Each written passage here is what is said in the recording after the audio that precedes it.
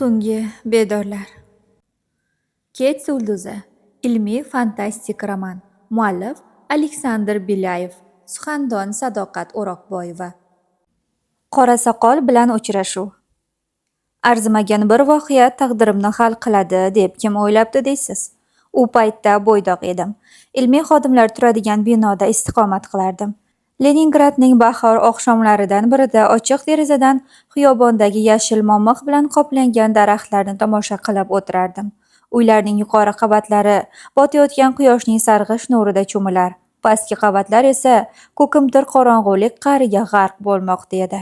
Uzoqdan Neva daryosi va Admiralteystvo qubbasi yarqirab ko'rinardi. Oqshom nihoyatda so'lim edi. Faqat kuy eshitilmasdi xolos. Radio priyomnigim buzilib qolgan edi. Qo'shni xonadan taralayotgan mayin bir kuy devorlarga urilib, qulog'imga elas-elas eshitilardi. Shu topda qo'shnilarimga havasim kelib ketdi va nihoyat qo'shnim Antonina Ivanovna radio priyomnigimni osongina tuzatib berish mumkin-ku degan fikrga keldim.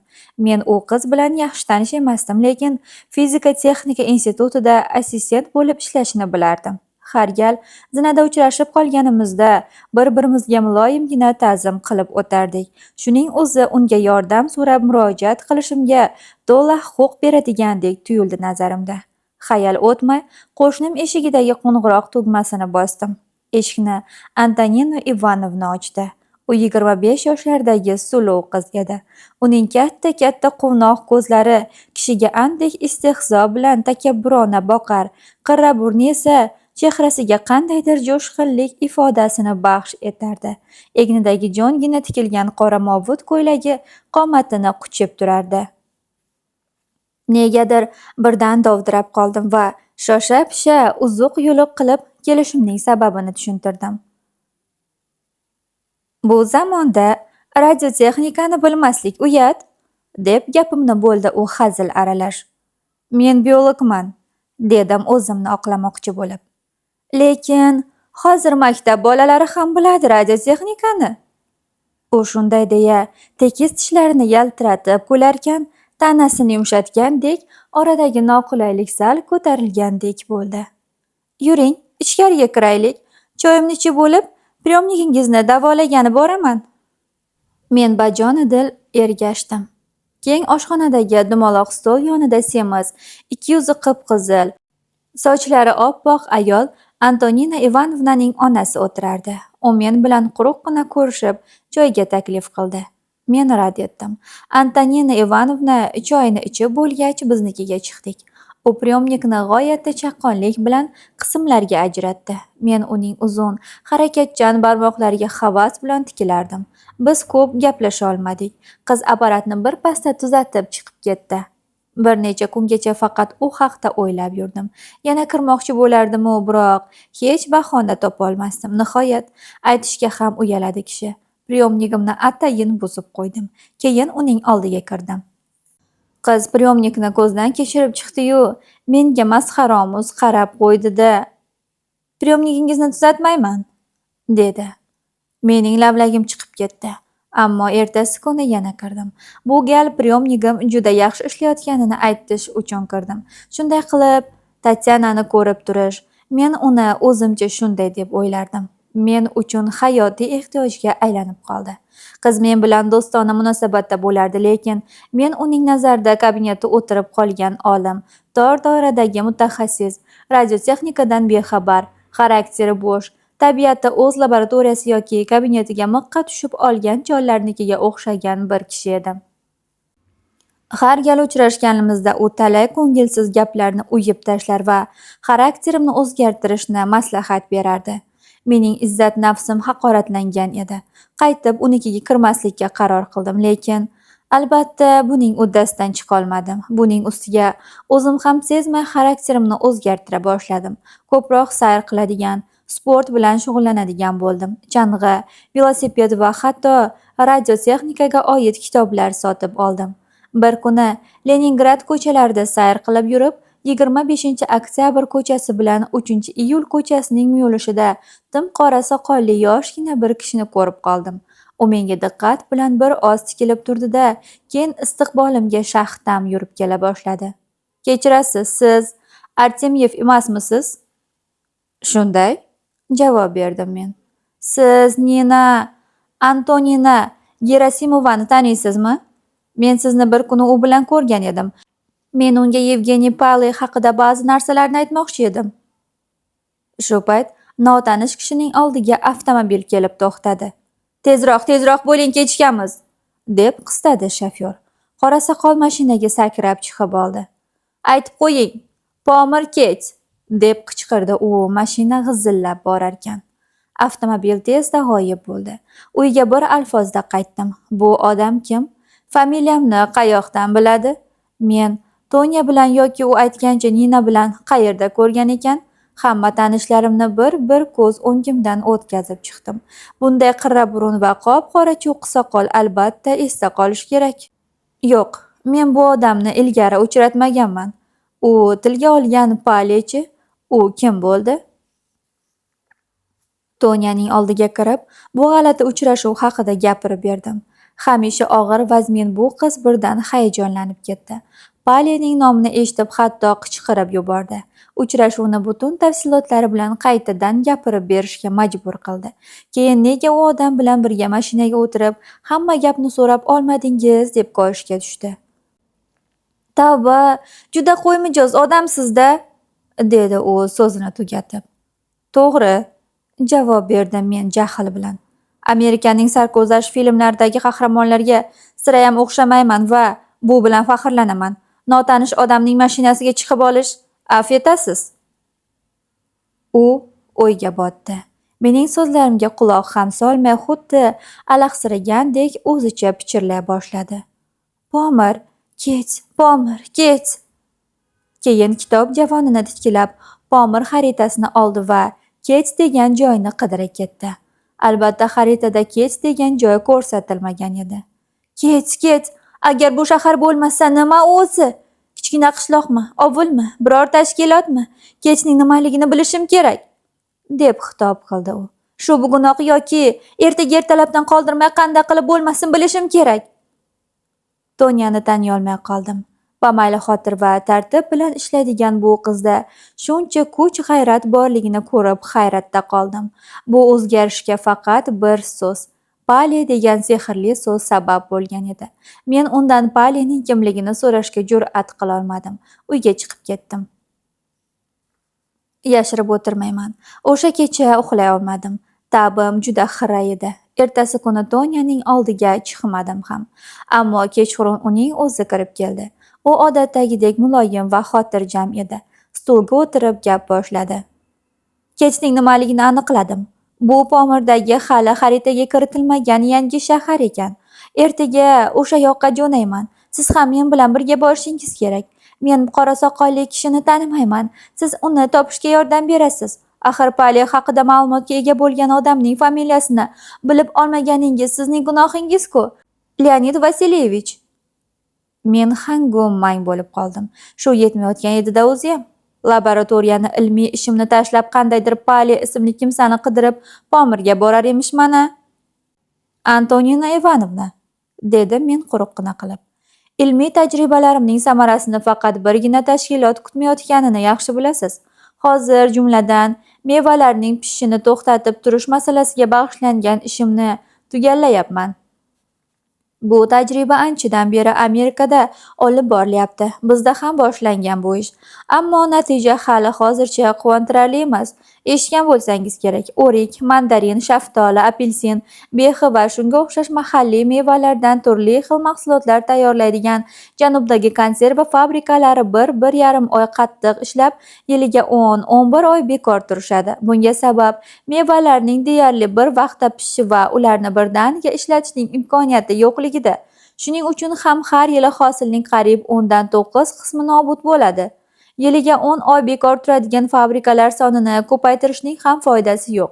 Shu vajdan menga yozda Armanistonga borib, o'sha yerning o'zida mevalarning pishishini sun'iy ravishda kechiktirish yuzasidan g'oyat muhim tajriba o'tkazish topshirilgan.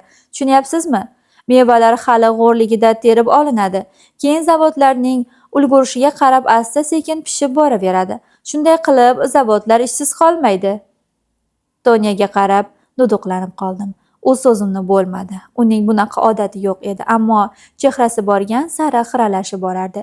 Peshonasida ikki qoshning orasida ajinlar paydo bo'lib, qovoqlari osilib ketdi. Uzun kipriklarni ko'targanida ko'zlaridagi nafratni payqadim. Jamoatchi olimni ko'ringlar-a, dedi u sovuq ohangda. Men ham Pomirga o'ynagan emas, ish bilan ketyapman. Qanday qilib bo'lmasin, Paleni qidirib topishim kerak. Safar ko'pga cho'zilmaydi. Mevalar pishgunicha Armanistonga yetib ham borasiz. Nima desam ekan? Axir unga meni qanday noqulay ahvolga solib qo'yayotganini ayta olmayman-ku. Sevgan qizing bilan allaqanday Pali degan kimsani, balki o'z raqibingni qidirib yurish, bu qanday gap? To'g'ri. U o'ynagan emas, ish bilan ketyapman deyapti, lekin uning Palida nima ishi bor ekan? Buni so'rashga g'ururim yo'l bermadi. Bo'ldi, yetar. Sevgi ishga xalaqit beryapti. Ha. Ilgari laboratoriyada yarim kechgacha o'tirardim. Endi esa soat 4 bo'lar bo'lmas jo'nab qolyapman. Men unga yana bir bor rad javobini bermoqchi bo'lib turgan edim. Yana Tonyaning o'zi gap boshladi. Mayli, bir o'zim boradiganga o'xshayman, dedi u o'rnidan turayotib. Bu ishni ancha qiyinlashtiradi, biroq sizning yordamingizsiz ham qora soqolni topib olarman balki. Xayr, Artemyev, muvaffaqiyatli pishishingizni tilayman. Menga qarang, Antonina Ivanovna, Tonya. Ammo u allaqachon chiqib ketgan edi. Orqasidan borsammikin, qaytarsammikin? Mayli, roziman deymi? Yo'q. Bir gapda turish kerak. Hozir shunday qilmasam, keyin rasvo bo'ladi. Darhaqiqat, o'sha kuni kechqurun, tun bo'yi, ertasiga ertalab ham gapimda turdim. Laboratoriyadagi tajribam olxo'rilarga qaragim ham kelmasdi. Tonya albatta yolg'iz jo'naydi. U hech qanday qiyinchilikdan qo'rqmaydi. Qora soqolni va u orqali Palini topgach, Pomirda nima voqea yuz berarkin? Agar u bilan birga bo'lganimda hamma narsani bilib olardim. Tonya bilan birga bormasam, bu aloqa uzildi degan so'z. Keta turib bekorga xayr degani yo'q, lekin baribir bir gapda turish kerak. Hozir shunday qilmasam, keyin rasvo bo'ladi. Albatta, men bormayman, lekin judayam johil bo'lish kerak emas-da.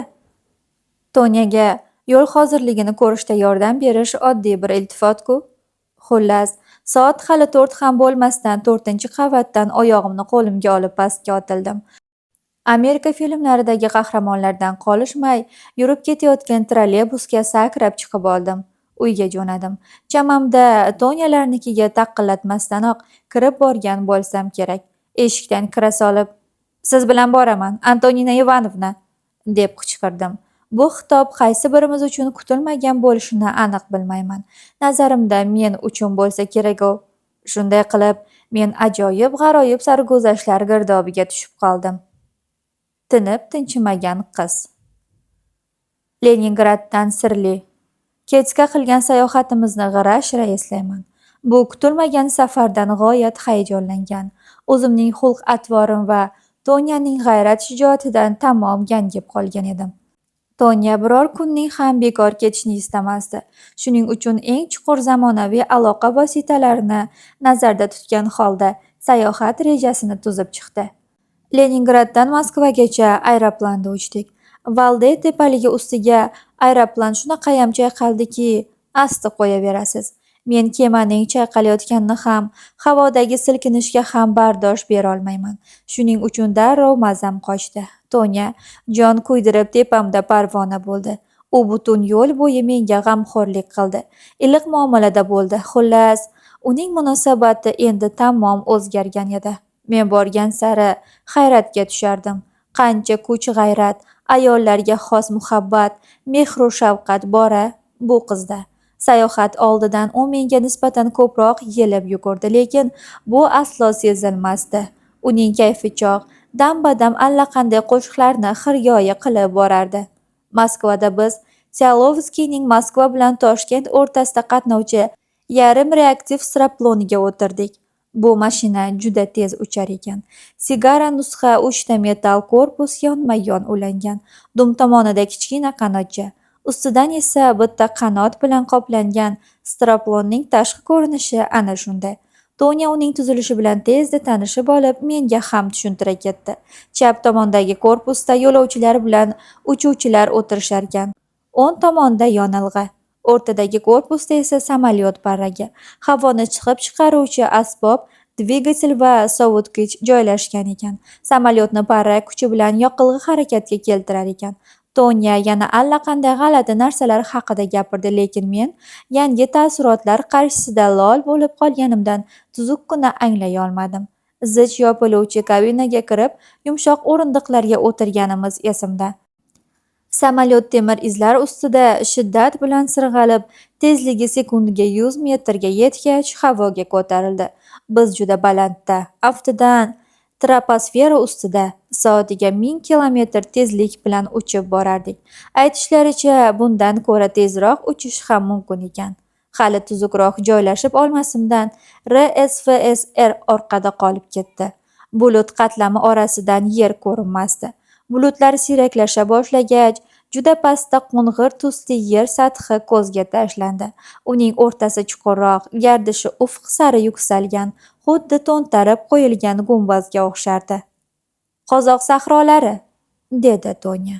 Darrova, mana buni tezlik desa bo'ladi. Bu uchishimiz hatto sabri chidamayotgan Tonyani ham qanoatlantirar edi. Oldinda Orol dengizi yaltirab ko'rindi. Kabinada ham endi hozirgina ortda qolgan Moskva haqida emas, Toshkent, Andijon, Qo'qon xususida gap borar edi. Toshkentni tomosha qilishga ulgura olmadim. Biz yashin tezligida aerodromga qo'ndik va dam o'tmay avtomobilga o'tirib, Tsiolkovskiy tomonidan yaratilgan o'ta tez yuradigan reaktiv poyezd vokzaliga jo'nadik. Toshkent bilan Andijon orasida qatnaydigan bu birinchi reaktiv poyezd o'z tezligi jihatidan straplondan qolishmas ekan. Men uzun, yurganda shamol qarshiligi kamroq uchraydigan qilib yasalgan g'ildiraksiz vagonni ko'rdim. Vagon tubi yerdan sal ko'tarilgan beton izda turardi. Vagonning ikki tomonida beton izdan chiqib turgan qanotsimon jihozlar bor edi. Bu qanotlar burilishlarda yordam bersa kerak. Aytishlaricha, havo oqimi vagon tubiga haydalib, maxsus teshiklardan orqaga siqib chiqarilar ekan. Shunday qilib, vagon yupqa havo qatlami ustida ucharkan. Ishqalanish juda kamaytirilgan ekan. Harakat havo oqimining orqaga haydalishidan hosil bo'lib, tezlik shu darajaga yetarkanki, vagon hatto ko'priksiz kichik daryolardan sakrab o'tib ketaverarkan. Men xavotirlanib, seskanibroq vagonga o'tirdim. Biz yo'lga tushdik. Uchar poyezdning tezligi haqiqatdan ham juda katta ekan. Deraza ortidagi manzara sariq kulrang tusga kirgan. Faqat osmon ko'k ko'rinar. Oppoq bulutlar esa shiddat bilan orqaga uchar edi. Rostini aytsam, bu yangi transport vositasining hamma qulayliklariga qaramay, qisqa safarimizning tezroq tugashini kutardim. Mana birdan ortimizda daryo yaraqlab qoldi. Ko'priksiz bu daryodan ko'z ochib yumguncha sakrab o'tib ketdik. Men dodlab beixtiyor o'rnimdan turib ketdim. Mening bu qadar qoloqligimni ko'rib yo'lovchilar xaxolab kulib yuborishdi. Tonya bo'lsa quvnab chapak chalar va mana shu menga yoqadi. Buni tezlik desa bo'ladi, derdi. Men entikkancha derazadan tashqariga qarab qo'yardim. Bu yakrang manzara qachon tugarkan? Andijonga yetganimizda men rahm-shafqat so'radim. Shuncha mashaqqatlardan keyin bir oz dam olish kerak-ku axir. Ammo Tonya buni eshitishni ham xohlamasdi. U hamon qaynab toshib turardi. Butun grafikni buzib yuborasiz. Men hamma narsani minutigacha hisobga olganman. Shunday qilib, biz yana xuddi yov quvgandek aerodromga qarab yugurdik. Andijondan O'shgacha oddiy aeroplanda uchdik. Uning tezligi ham chakana emas, soatiga 450 kilometr, lekin bu uchish ham Tonyaga toshbaqa yurish bo'lib tuyuldi. Baxtga qarshi motor xirillab, yerga qo'nishga majbur bo'ldik. Bort mexanik motorni tuzatguncha kabinadan chiqib qum ustiga cho'zildim. Lekin qum haddan tashqari issiq edi. Quyosh ayovsiz olov purkardi. Binobarin yana dim kabinaga qaytib kirishga to'g'ri keldi. Terga pishib o'tirarkanman, sayohatimizni ich-ichimdan so'kar va Leningradning huzurbaxsh mayin yomg'irini orzu qilardim.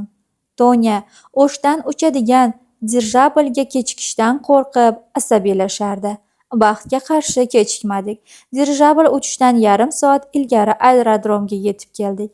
Taram-taram po'latdan yasalgan bu bahaybat metall qush bizni Kets shahriga eltib qo'yishi kerak edi. Biz dirijabl turgan machta yoniga chopib borib, liftda tezlik bilan yuqoriga ko'tarildik va gondola ichiga kirdik. Dirijabldagi sayohat menda iliq xotira qoldirdi. Gondola kayutalari salqin, hamma vaqt shamollatib turilarkan. Tezlik soatiga bor-yo'g'i 220 kilometr.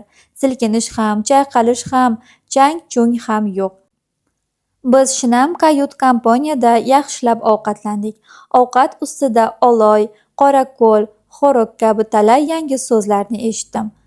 Pomir yuqoridan menda noxush taassurot qoldirdi. Bu dunyo tomini o'lim supachasi deb bejiz aytishmagan. Muz daryolari, tog'lar, daryolar, har xil tepaliklar, qop-qora tosh tishlari chiqib turgan qor devorlar. Bari motamsaro.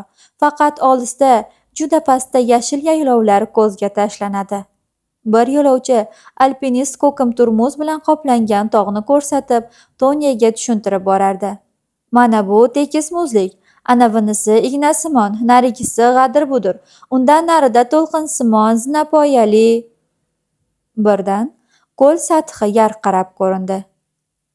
Qorako'l, dengiz sathidan 3990 metr balandda, dedi alpinist. Qarang, qarang, deb qoldi menga Tonya. Pastga qaradim. Oddiy ko'l yarqirab turibdi. Tonya esa shavq-zavqdan entikardi. Qanday go'zal! Ha, ajoyib ko'l, dedi men ham Tonyani ranjitmaslik uchun. Men izquvarga aylandim. Mana nihoyat pastlab boshladik. Dirijabldan butun shahar ko'rinib turibdi. U qor cho'qqilari orasidagi juda uzun, ensiz, baland tog' vodiysiga joylashgan. Vodiy g'arbdan sharqqa qarab cho'zilib ketgan. Shaharga yaqinlashganda esa kengayadi.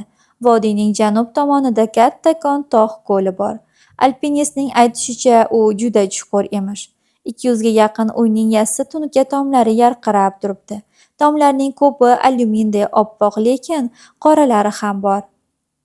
Tog'ning shimoliy yonbag'rida gumbazli ulkan bino qad ko'targan, aftidan observatoriya bo'lsa kerak. Turar joylarning orqasida fabrika binolari ko'zga tashlanadi. Biz qo'nadigan aerodrom shaharning g'arb tarafida ekan. Sharq tomonda esa qandaydir juda enli g'alati temir yo'l. U vodiyning oxirigacha cho'zilgan. Nazarimda o'sha yerda uzilsa kerak. Nihoyat yerga qo'ndik. Mehmonxonaga ketyapmiz. Shaharni tomosha qilishga hol yo'q. Yo'l ezib tashlagandi. Tonya ham rahmdillik qilib menga ruxsat berdi. Botinkalarimni yechib keng divanga cho'zildim. Oh, qanday rohat! Har turli tezyurar mashinalarning motoridan boshim hanuz g'uvillardi. Ko'zlarim yumilib ketyapti. Endi bir miriqib dam olaman-da. Eshikni birov taqillatgandek bo'ldi. Yo, haliyam boshim g'uvillayaptimikin? Yo'q, rostdan ham taqillayapti. Topgan vaqtlarni qarang-a. Kiring, dedim achchiq bilan va divandan sakrab turdim. Ostonada Tonya ko'rindi. U mendan xabar olgani kirganga o'xshaydi. Qalay, yaxshi dam oldingizmi? Yuring endi, dedi u. Qayoqqa? Nega? Dedim qattiq gapirib. Qayoqqa bo'lardi? Bu yerga nima uchun keldik? Ha, qora soqolli kishini qidirish uchun kelganmiz, tushunarli. Lekin hozir kech bo'lib qoldi-ku. Yaxshisi ertalabdan boshlasak bo'lmasmikin? Biroq qarshilik qilish befoyda edi. Indamay Leningradda kiyadigan yengil paltomni yelkamga tashladim, ammo Tonya g'amxo'rlik bilan ogohlantirdi. Postinni qo'ying. Bir necha ming metr balandlikda turganimizni unutmang. Quyosh ham allaqachon botgan. Men postinimni kiydim. Biz ko'chaga chiqdik. Muzdek tog' havosi dimog'imga urilib, nafasim bo'g'ila boshladi. Tonya mening qiynalayotganimni ko'rib tushuntirdi. Siz yirak tog' havosiga o'rganmagansiz. Hechqisi yo'q, tez o'tib ketadi. Qiziq, mehmonxonada buni sezmagan edim-ku, dedim ajablanib. Mehmonxonadagi havo kompressor orqali sun'iy ravishda quyuqlashtirilgan, javob berdi Tonya. Tog' havosini hamma ham ko'tara olmaydi. Ba'zilar butunlay ko'chaga chiqishmaydi. Ular bilan xonada konsultatsiya olib boriladi. Afsus, bu imtiyoz qora soqolli kishilarni qidiruvchi mutaxassislarga berilmagan ekanda, deb kesatib qo'ydim hazil aralash. Biz toza, yaxshi yoritilgan shahar ko'chalari bo'ylab yurib borardik. Dunyodagi eng tekis va eng mustahkam tosh ko'cha shu yerda. Boshdan oyoq tabiat silliqlangan va tabiat pardozlagan granitdan qurilgan. Qarshimizdan qora soqolli kishilar tez-tez chiqib turardi. Aftidan aholi orasida janubliklar ko'pga o'xshaydi. Tonya har qadamda yengimdan tortar va "Shu emasmi?" deb so'rardi. Men g'amgin bosh chayqardim. Shunday qilib, ko'l bo'yiga borib qolganimizni ham sezmabmiz. Birdan sirenaning chinqirig'i eshitildi. Sado atrofga taralib, cho'chib uyg'ongan tog'lardan hazin aks sado qaytdi. Havoda qandaydir yurakni muzlatadigan ohang suzardi. Sohil bo'ylab ravshan chiroqlar yondi-yu, ko'l yarqirab, xuddi olmos gardishli ko'zguga o'xshab qoldi. Chiroqlar ketidan o'nlab qudratli projektorlar o'zlarining moviy nurlarini musaffo osmonga qadashdi. Sirenaning ovozi o'chdi. Tog'dagi aks sado ham tindi, ammo shahar oyoqqa turgan edi. Ko'lda sohil bo'ylab tezyurar kater va glitserlar suzib yurardi. Odamlar to'dasi ko'l tomon oqib kela boshladi. "Qayoqqa qarayapsiz?" deb qoldi birdan Tonya. Bu ovoz menga yana o'zimning dardisar vazifamni eslatdi. Men ko'l va chiroqlarga shartta orqamni o'girib, to'da orasidan soqolli kishilarni qidira boshladim. Bir payt qora soqolli notanish kishini ko'rgandek bo'ldim. Endi Tonyaga aytmoqchi bo'lib turuvdim, uning o'zi xitob qilib qoldi. "Qarang, qarang!"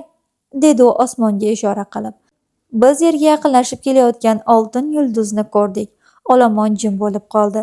Shu on olisdan guldiragan ovoz eshitildi. Beg'ubor osmonda momaqaldiroq ovozi. Bu guldirosga tog'lar bo'g'iq aks sado bilan javob berdilar. Daqiqa sayin shovqin kuchayib, yulduzcha kattalashib borardi. Uning orqasida quyuq tutun ko'rina boshladi va ko'p o'tmay yulduzcha qanotli sigara tusiga kirdi. Bu faqat qit'alar aro uchadigan kema bo'lishi mumkin. Olomon orasidan xitoblar eshitildi. "Ket 7, yo'q ket 5." Raketa birdan kichik doira yasadi-da, quyrug'ini pastga qilib to'ntarilib oldi. Undan alanga otilib chiqar. Kemaning tezligi ham tobora pasayib, asta-sekin ko'l ustiga yaqinlashib kelardi. Uning bo'yi eng katta parovozning bo'yidan ham ancha uzun edi. Og'irligi ham nazarimda undan kam emasdi. Mana nihoyat bahaybat narsa suv sathiga bir necha 10 metr qolganda go'yo havoda osilib qoldi. Portlab yonayotgan gaz kuchi uni muallaq holda tutib turardi. Gaz chiqitlari suv yuzini titratib mavjlantirardi. Ko'l ustini tutun qoplab olgan edi. Keyin po'lat sigara sekin-sekin pastlay boshladi. Ko'p o'tmay uning quyrug'i suvga tegdi. Suv vaqirlab, jo'shib urib ketdi. Raketa bug' bilan qoplandi. Guldiroz shovqin to'xtadi. Bug' bilan tutun orasidan raketaning o'tkir uchi bir ko'rindi-yu, g'oyib bo'ldi. Suv qattiq chayqaldi. Bahaybat to'lqin kater va glisserlarni tebratib, butun ko'l bo'ylab taraldi. Raketa ko'rinmasdi. Yo'q. Ana, projektor nuri tushib, suv yuzida yarqirab ko'rinib qoldi. Odamlar baravariga qichqirishib, raketani muvaffaqiyatli qo'ngani bilan tabriklashardi. Bir necha kater xuddi qaldirg'och kitga tashlangandek chayqalib turgan raketa tomon suzib ketdi. Kichkina qora kater uni shatakka olib sohilga sudrab keldi. Ikki baquvvat traktor maxsus ko'prikdan qirg'oqqa tortib chiqardi. Nihoyat lyuk ochilib, raketadan qit'alar aro sayohatchilar chiqishdi. Birinchi chiqqan sayyoh qattiq aksira boshladi. Olomon orasida kulgu va xitoblar eshitildi. "Salomat bo'ling!" "Doimo shunaqa bo'ladi", deb javob berdi osmondan tushgan sayyoh. "Yerga tushim bilan shamollab qolaman, yo'talaman." Men poyonsiz samo qo'ynida bo'lgan bu odamga katta qiziqish va hurmat bilan qaradim. Shunaqa dovyuraklar ham bor-a? Men raketada uchishga hech ham rozi bo'lmasdim. Sayyohlarni tantana bilan kutib olishdi. Hamma ulardan nimalarnidir so'rab surishtirar, tinmay qo'l siqishardi. Fazogirlar avtomobilga o'tirib jo'nab ketishdi. Olomon siyraklasha boshladi. Chiroqlar o'chdi. Birdan oyoqlarim to'ngib qolganini payqadim. Etim junjikib, ko'nglim aynirdi. "Juda ko'karib ketibsiz", dedi nihoyat rahmdillik qilib Tonya. "Yuring uyga." Mehmonxonaga kiraverishda meni semiz, tepakal kishi qarshi oldi. Ahvolimni ko'rib, "Toqqa mazangiz yo'q ekan, yigit", deb bosh chayqab qo'ydi u. "Sovqatdim", javob berdim men. Shinam oshxonada ovqatlanib o'tirib, semiz kishi bilan gaplashib qoldik. U vrach ekan. Joy ustida undan shaharni va uchib kelgan raketani nima uchun kech deb atashlarini so'radim. "Yulduzning ham nomi shunday", javob berdi doktor. "Kets yulduzi, eshitmaganmisiz? Hamma gap shunda. Bu shahar ham ana shu yulduz tufayli qurilgan. Nima uchun kech deb ataladi? Nahot payqamagan bo'lsangiz, siz bu yoqqa uchib kelgan Straplon kimning loyihasi bo'yicha qurilgan?" "Tsiolkovskiy loyihasi bo'yicha bo'lsa kerak", javob berdim men. "Bo'lsa kerak?" dedi doktor ranjigandek cho'zib. "Bo'lsa kerak emas, xuddi shunday. Siz ko'rgan raketa ham, yulduz ham uning loyihasi bo'yicha qurilgan. Shuning uchun ham kech deb ataladi. Konstantin Edvardovich Tsiolkovskiy. Tushundingizmi?" "Tushundim", javob berdim men. "Kech yulduzi qanaqa yulduz o'zi?" "Yerning sun'iy yo'ldoshi, fazodagi stansiya laboratoriya, ayni vaqtda sayyoralar aro uchuvchi raketalar uchun raketadrom." Behuda quvish. Anchadan beri bu tungidek qattiq uxlamagan edim. Agar Tonya kelib soat 6da uyg'otmaganida, kunduz soat 12gacha uxlashim aniq edi. "Tezroq ko'chaga yuring", dedi u. "Hozir ishchilar bilan xizmatchilar ishga borishadi." Gallay saharlab yana istiqborlik rolimni bajarishga kirishdim. Pale degan odamning shu yerda yashamasligini spravka byurosi orqali bila qolsak bo'lmasmikin? "Bema'ni gap", dedi Tonya. "Buni Leningraddaligimizdayoq surishtirganman." Biz tosh ko'chadan borardik. Quyosh allaqachon tog' tepasiga ko'tarilgan bo'lsa ham, badanim junjikar, hamon nafasim bo'g'ilardi. Muzliklar yarqirab ko'z ochirmasdi. Uzoqda kichkina bog' ko'rindi. Bu mahalliy bog'bonlarning o'simliklarni iqlimga moslashtirish yo'lidagi urinishlarining samarasi. Kech shahri qurilgunga qadar bu yerda bir necha ming metr balandlikda hech qanday giyoh o'smagan. Yuraverib charchadim. Biroz o'tirishni taklif qildim. Tonya rozi bo'ldi. Oldimizdan odamlar tinimsiz o'tib turardi. Ular bemalol gaplashib, kulishib borardi. Qisqasi, o'zlarini juda tetik his qilishardi. Ana", deb qichqirib yubordim birdan. Tonya o'rnidan sakrab turib, bilagimdan ushlab oldi. Biz oyog'imizni qo'limizga olib mashina orqasidan chopa ketdik. Mashina raketadromga eltadigan to'ppa-to'g'ri yo'ldan yeldek uchib borardi. Chopish qiyin edi. Nafasim siqilardi. Ko'nglim behuzur bo'lardi. Boshim aylanib, oyoq-qo'lim titrardi. Bu gal Tonyaning ham mazasi qochdi, lekin sira to'xtay demasdi. Shu alpozda 10 minutlar chamasi yugurdik. Qora soqolli kishi o'tirgan avtomobil hali ko'zdan uzoqlashmagan edi. Tonya birdan ko'chani kesib o'tdi-da, qo'llarini yozib ro'paradan kelayotgan mashinaning yo'lini to'sdi. Mashina keskin to'xtadi. Tonya kabinaga sakrab chiqib, meni qo'limdan tortdi. Shofyor bizga hangu-mang bo'lib tikilib turardi. "Ana bu mashinaning orqasidan haydang, tezroq", deb buyurdi Tonya. Uning ovozi shunday qat'iy chiqdiki, shofyor g'ing demay mashinasini orqaga qaytarib, gazni oxirigacha bosdi. Yo'l ajoyib edi. Tezda so'nggi uylar ham ortda qolib, oldinda raketadrom kaftda turgandek ko'zga tashlandi. Keng temir yo'lda ulkan laqabaliq yanglig' raketa yotardi. Raketa atrofida odamlar uymalanishardi. Birdan sirena tovushi yangradi. Odamlar shoshib o'zlarini chetga olishdi. Raketa temir izlardan sirg'angancha tezligini oshira borib, nihoyat o'qdek uchib ketdi. Lekin hali raketaning portlagichlari ishga tushirilmagan. U xuddi tramvayday elektr toki bilan harakat qilardi. Yo'l toqqa tomon 30 gradus qiyalik bilan ko'tarilardi. Yo'lning tugashiga bir chaqirimcha qolganda raketaning quyrug'idan bir quchoq alanga otilib chiqdi. Raketa tutun bilan qoplandi. Keyin kuchli portlash ovozi eshitildi. Bir necha daqiqadan so'ng qudratli havo to'lqini bizni gandiraklatib yubordi. Raketa orqasida tutunday uzun oq iz qoldirib, samo qa'riga kirib borardi. Ko'p o'tmay u qora nuqtaga aylanib ko'zdan g'oyib bo'ldi.